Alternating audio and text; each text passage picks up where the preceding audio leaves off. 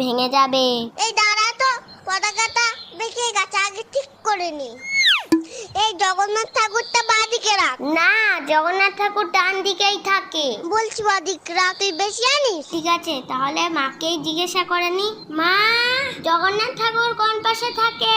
বাঁদিক না ডান দিক? তোমার সামনে থেকে ডান দিকে।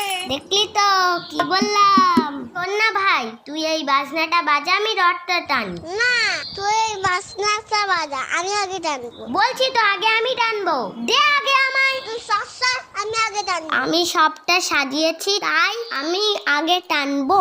না, তুই সর, আমি আগে রথ টানবো। না, আগে আমি টানবো। এই যা, রথটা ভেঙে গেল। দিদি দিদি, তুই কাঁদিস না, আমি তো রথটা ঠিক করে দিচ্ছি, প্লিজ কাঁদিস না। এই দেখ, জয় জগন্নাথ।